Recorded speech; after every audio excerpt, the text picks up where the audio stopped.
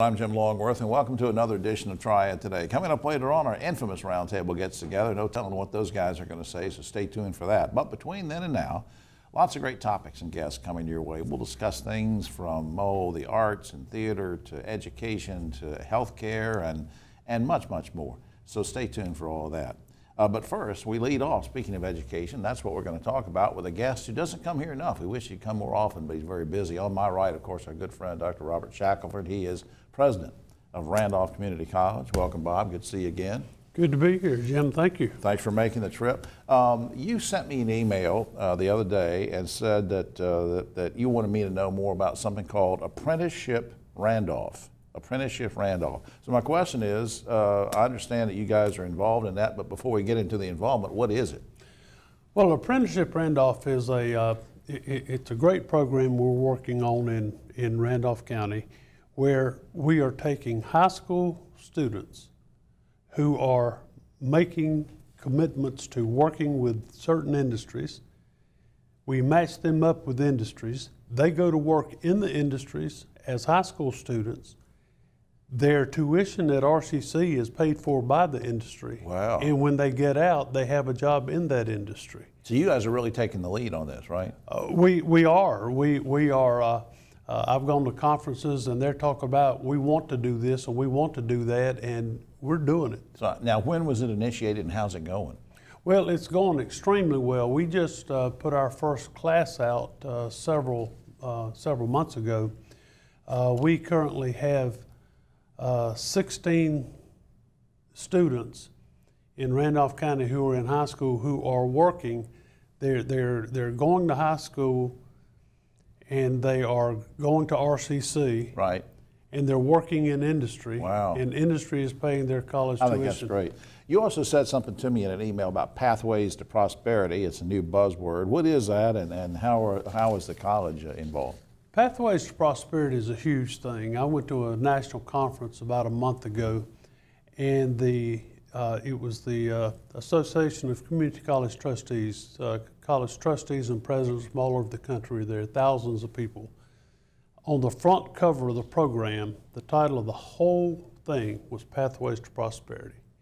And it has become a buzzword. I'll tell you what it is basically. Pathways to Prosperity is where the public school systems and the community college and industry get together and create a seamless pathway for students to go from your community's high schools into your community college, into great careers in your community. And you guys even have, not to go off script here for a second, but I mean, you guys even had a very successful camp for little kids this summer for the first time, sort of exposing them to some of these things. So you're really sort of bringing them along even earlier than that. We did. We had a children's camp. It was very successful. And we also have tours. We have all of the sixth graders in the county on our campus every year. We have all the eighth graders on our campus. Yeah.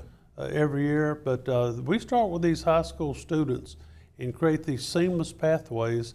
And the first year we did it, 2 years ago, our emphasis was advanced manufacturing. And last year, our emphasis was healthcare occupations. Oh, yeah. And this year, we're going to be working on agriculture. People don't realize, you would never guess that Randolph County has the highest number of farms of any county in North Carolina. Really? And you would never realize we're like #1 in beef cattle, #2 in dairy cattle, and it's just huge because unless you live out on the outskirts of the county, you don't see it. Right. But we're looking at agribusiness, agritourism, looking at things like horticulture with the zoo. And how technology is involved and all that. The technology is huge. Oh, that's so neat. Well, we're just about out of time, but I want to get you back. This is my way of, it's subterfuge. I'm trying to make sure you come back sooner than, because we only get you here about once or twice a year because there's so many things I want to talk to you about, including some of the construction going on, that kind of thing. But up on screen, www.randolph.edu, and for the radio listening audience again, randolph.edu. Check that out to see what all is going on at the college. And you will come back, won't you? I'd be glad to. Talk about all sorts of stuff. Thank you, Jim. Thanks, Bob. All right, Mr. President. We'll be right back after this. Right now on Triad Today, I'm holding a plant and I don't even know what it is. I'm going to find out in a second because I want you to meet our special guest. On my right is the lovely and talented, see, I'm going to do this, I'm going to just put the plant right in her face. Adrienne Rothman is Director of Curation and Mission Delivery at Paul J. Senior Botanical Garden, which is located in downtown historic Huntersville. Welcome, my dear. Thank you. This is we'll get into this more, but just basically, what is this? It's an annual plant. It's a type of milkweed native to South Africa. No, native to South Africa, Yes. but you're growing it in Kernersville. We are. It's an annual, so it's just a one-season thing, and it does self-seed, so we have to watch out for that. I hadn't planted a seed in like 6 years, and that came up on its own. It's self-seed, so it just creates other little plants. Yep. How about that? Hey, before we get too far along here, just for people that don't know, haven't been to the garden, very quickly, what's the mission, not just of a botanical garden, but of your botanical garden? You know, our mission is to inspire, enlighten, and connect people of all ages to the world of plants, gardening, and horticulture.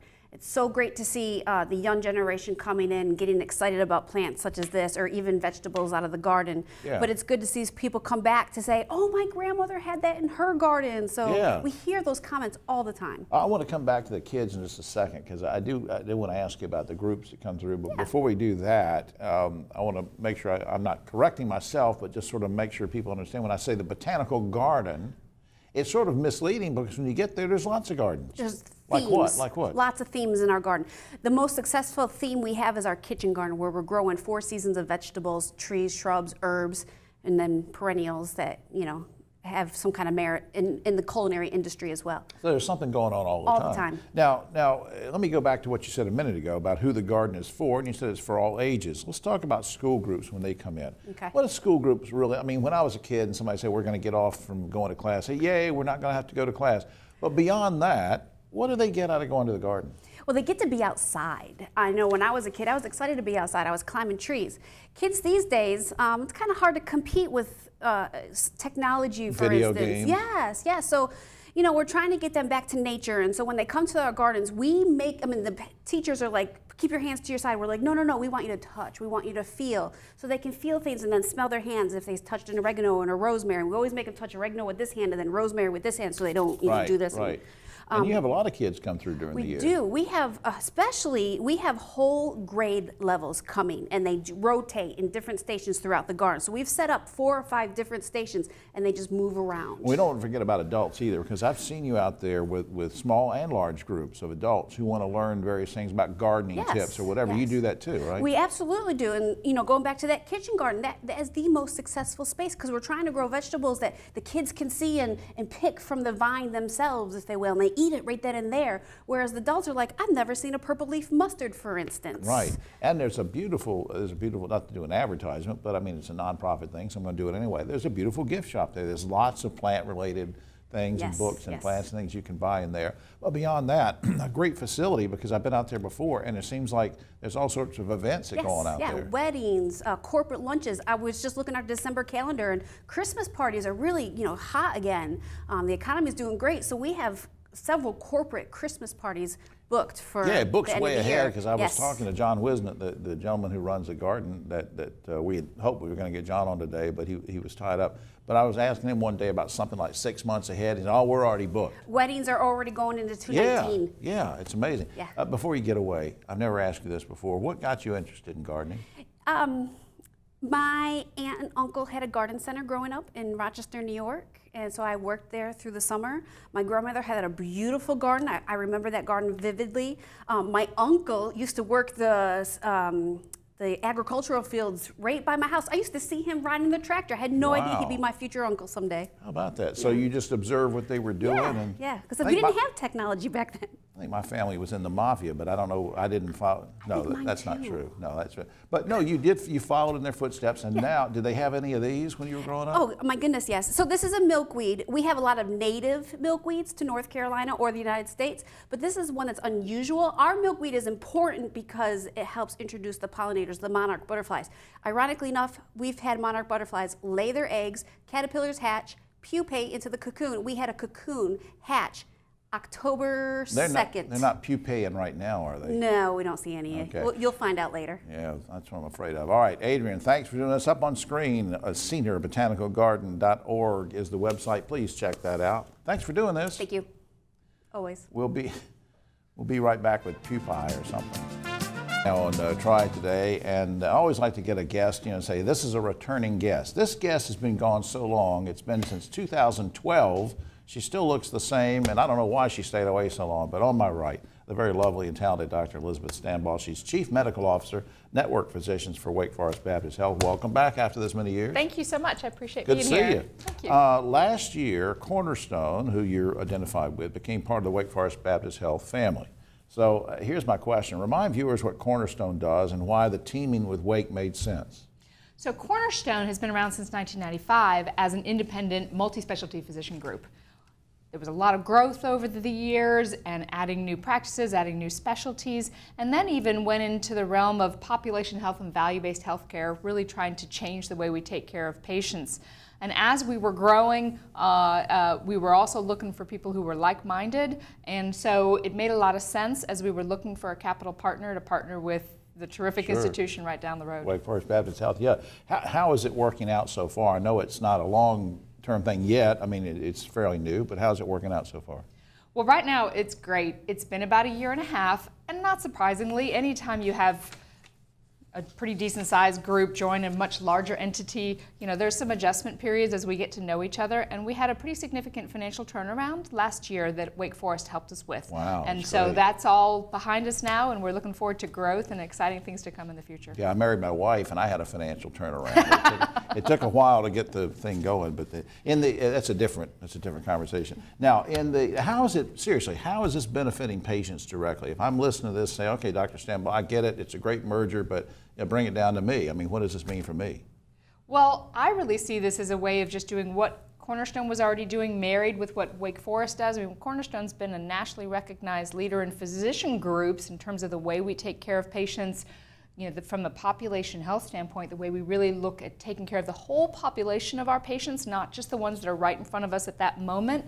And that kind of care model, to be able to expand that throughout the Wake Forest footprint, as a nationally recognized leader in that sort of care, combining with the national recognition and even international recognition of a terrific institution like Wake Forest, we can just expand that kind of care and work together to make each other so much better. Is this sort of a trend, Doc? I mean, is this something we're going to see more of, this kind of a thing? Merger and...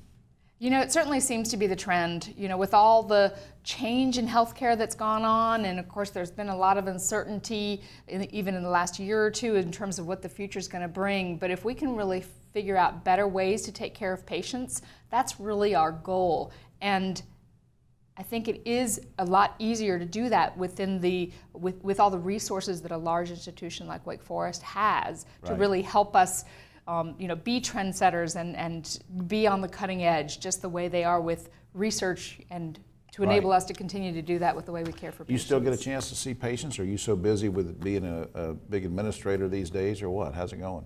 Well, so I see patients in my office, just the office gynecology patients, just a half a day a week. I think I have some patients that would probably knock down my door at home if I didn't do that. Yeah, we're going to give your phone number at home in just a minute. No, I won't do that. But plus, it also, I think, really helps me keep in touch with what the physicians are dealing with on a regular basis. So the future, look in the crystal ball, the future for Cornerstone is what?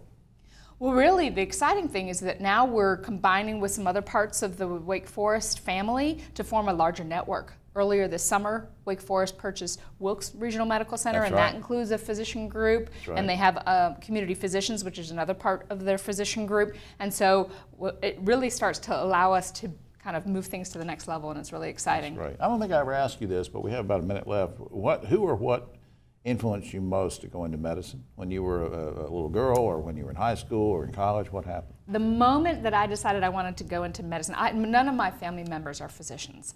And so the moment I knew I wanted to go into medicine, I was actually at an event at Walter Reed Medical Center.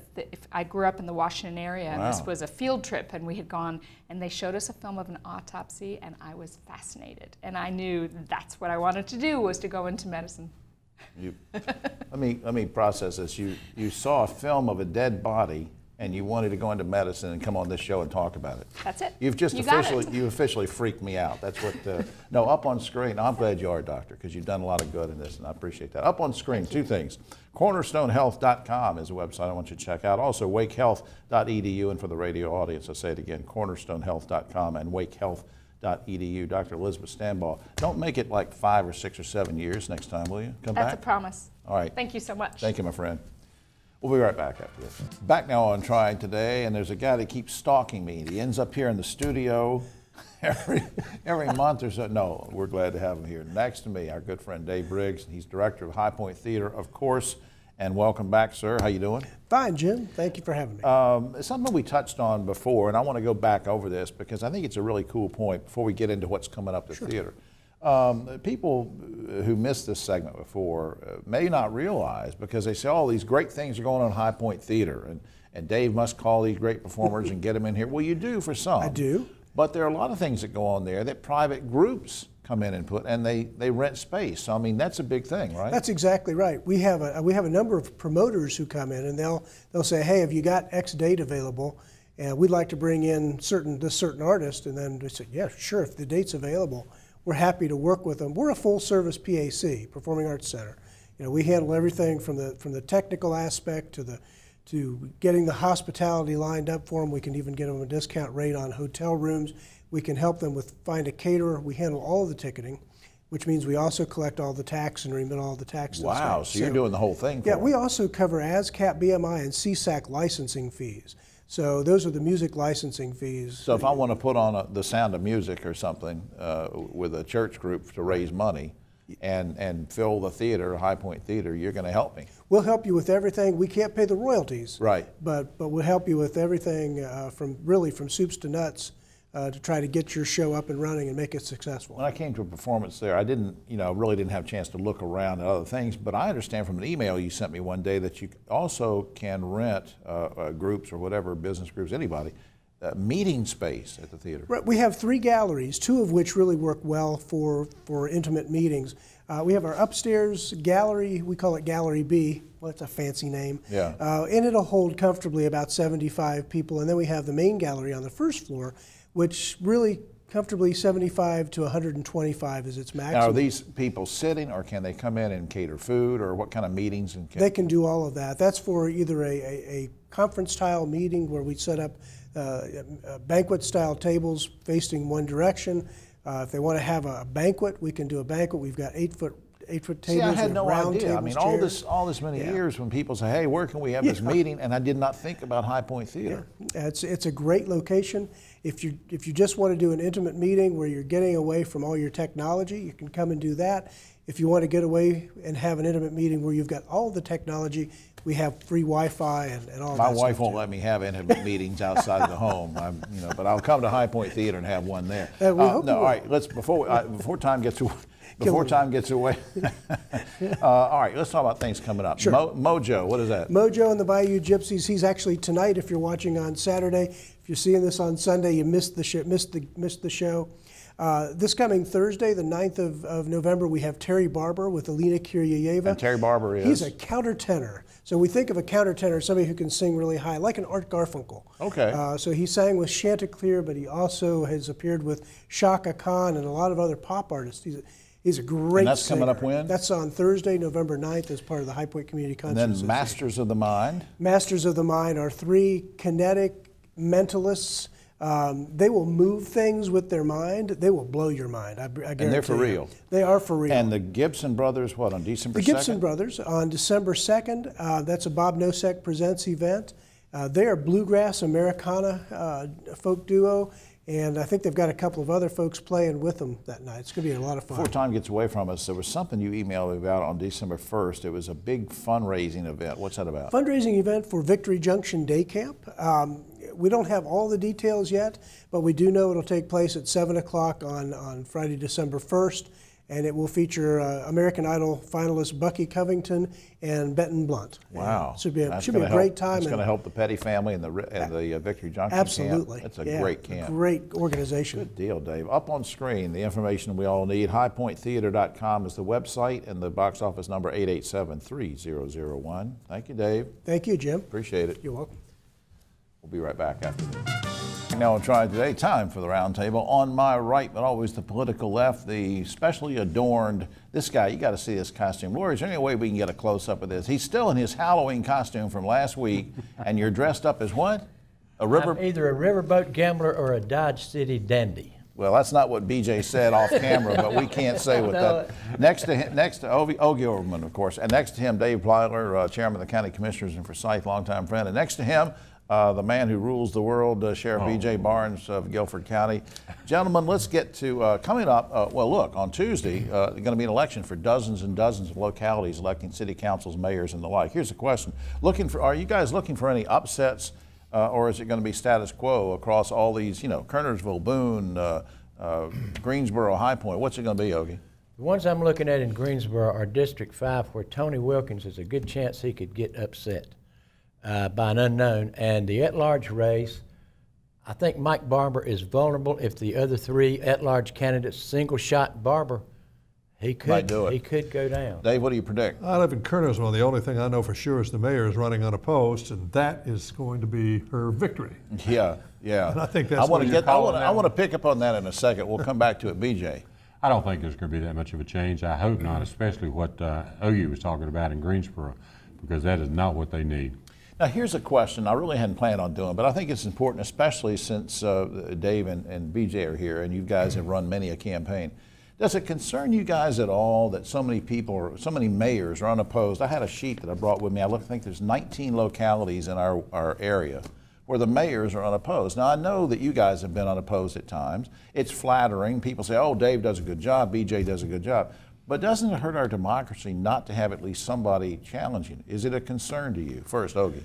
Generally not. With most cases, it's small municipalities, with that exception of Charlotte. That's an outlier.